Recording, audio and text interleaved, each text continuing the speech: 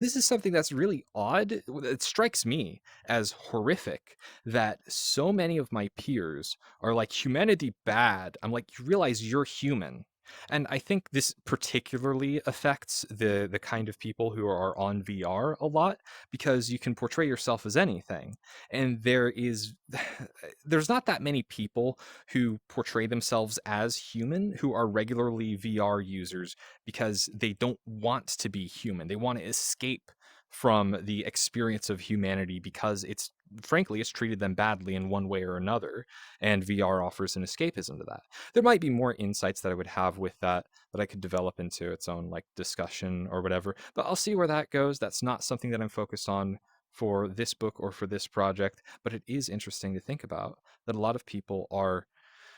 uh, a lot of people struggle to acknowledge their humanity because they have such a negative view of it. I want to like restore some faith in humanity by showing, look, what humanity is not the problem. A lack of empathy really is, and that's not necessarily an aspect of humanity. That's a lack of developing reason and emotional intelligence. And you could go into the various factors as to why people are so emotionally underdeveloped and what things might help them.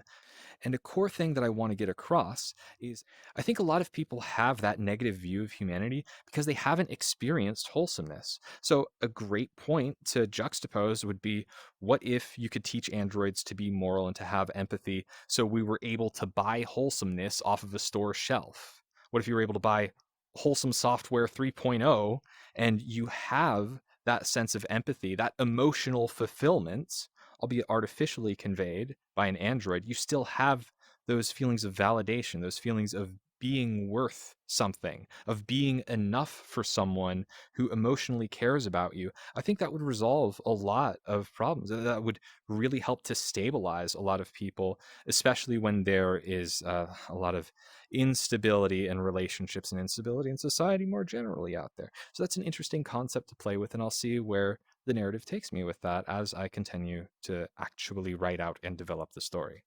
Especially as I go through the editing process, as like with my previous books, I when I'm editing through things, I'll notice, this discussion really didn't get developed properly, but actually like taking it into a larger perspective would require a lot of scenes to explore like the requisite ideas to get at something that's like a real punchline instead of just an offhand remark.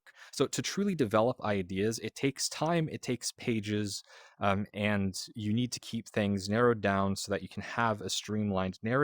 And that's been a problem that I've had, is staying focused on just like one thing at a time.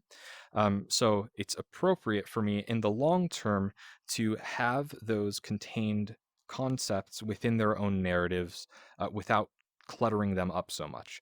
Uh, Meaningfulness beyond the individual, that is a profound connection to purpose that I am pursuing. And yeah, that's abstract or whatever, but that's like, it's like Maslow's hierarchy of needs, where you start out with, sorry for my bad pronunciation, but you start out with like very basic things that you need, where like, oh, I need to satisfy like having a roof over my head and food in my belly. Otherwise, I'm not going to be able to focus on like abstract concepts of what does it mean to have philosophical fulfillment. But when it comes to like, what are the greatest things to pursue, what are motives that like cognitively developed whole people pursue after, then you do get into abstractions. So that's not something to shy away from. And I do have like objectives for, I have a word count that I want to reach for my first draft, and I have a process that I do want to develop out of this. So I am trying to keep an objective aspect to it as well. How like using reasoning at a high enough abstract level would allow for a even a greater sense of sensitivity than what your average person is capable of. Because and not to belabor a point, but if someone is cognitively impaired, in order to get them to understand right and wrong, you can't have abstract philosophical discussions with someone who is just not cognitively equipped with the ability to engage in intellectual reason and seeing different points of view. So if someone exceeds the cognitive capacity of your average person, then it's likely that they will be able to have even greater understandings and insights than what your average person can fathom. The really big difficult thing about portraying that convincingly is that in order to genuinely do that, you would need someone who is like really high on the intellectual bell curve. It's not always about being original with what your idea is.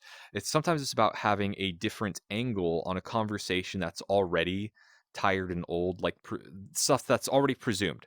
Like real simple example with robots reaching human level intelligence. The stereotype there is human intelligence level robots, smart robots, are going to enslave humanity, and there's going to be a robot uprising, and everything's going to be terrible, and there's going to be all this conflict that occurs there.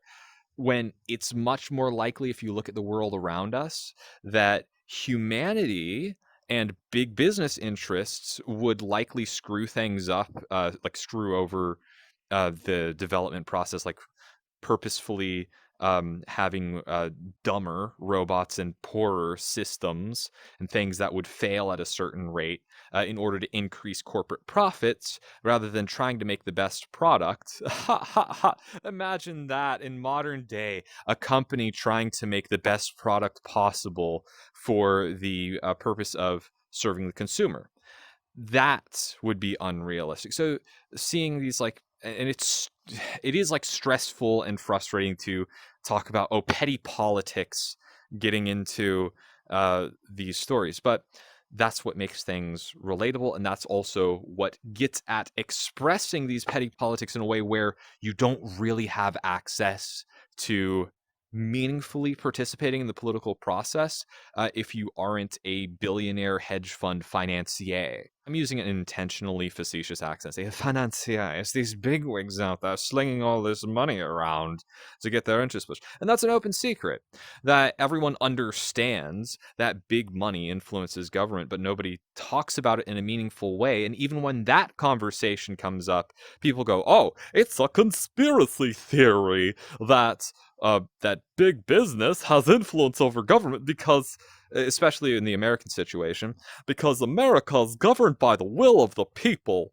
where your vote is what counts, and if anything is wrong, then everything can be fixed at the ballot box. Because, okay, this gets at a key question that I don't really see people addressing in a meaningful way in fiction currently. The system is broken. People are miserable, at least in the West, with like the American situation. I'm writing from the American perspective. People are getting miserable. People are going crazier and crazier. So regardless of like the causes and everything, so what's the solution for it? Well, we're told that our participation in the political system is voting at the ballot box. So you're using the broken system to fix the broken system. Big question. Can you use a broken, corrupt system to remove the corruption from the broken system itself? In theory, this should be possible with, that's what the vision of the founding fathers had, with having the division of powers where all the power actually lands in the hands of the people, because this is a government run by the consents of the governed. Like those talking points, I have to really struggle to think of like, what the heck are you talking about? Because it's empty rhetoric. In practice, the average person out there feels super disconnected from the direction that society is going in, and everyone can see that, at least in retrospect, that like war in Iraq stuff, we can criticize that now because that's old news. There was massive war profiteering from the war in Iraq. And there's been, lots of fiction and as well as nonfiction talking about that profiteering. But with contemporary situations, it's become very, very difficult to talk about how self-interested people are doing very bad things to harm humanity. And of course, I'm not writing a nonfiction situation. I'm not writing about, here's my analysis of the political situation of Uganda. I'm writing not necessarily allegories, but something that thematically people can relate to. And I have to look at what's relevant that people are connecting to right now. Not just what are they connecting to right now. What is something contemporary about our current situation that will reach through time, that will have echoes that future generations would benefit from hearing a story about. And that's why themes of humanity, themes of corruption, themes of resolving corruption are very important to me, especially when there's like a revolutionary spirit to it. A lot of people want some kind of grand revolutionary change to bring back human dignity, because within modernity we see a lack of human dignity with the way that we're living and with the constant hostility that's surrounding us. There's a lack of health, there's a lack of wholesomeness, there's a lack of hope for the future. And that's something that I want to try and bring back. It is completely in a fictional sense of exploring ideas that the public discourse does not allow, or that just nobody is talking about in the public discourse, that could help restore that hope, that could address the unassailable taboos that are left out of the conversation that nobody is noticing because they're in absence, and you cannot notice what isn't there. You cannot see an empty set. The null set is invisible because there is nothing occupying that set, which is empty. um I guess the easier metaphor for it is the fish cannot see the water that it's swimming through. I'm not the greatest orator, which that's why writing is a beautiful thing, because you have the time to go back and edit things and look through what you're writing to make it clear and concise and to get your point across in a meaningful way.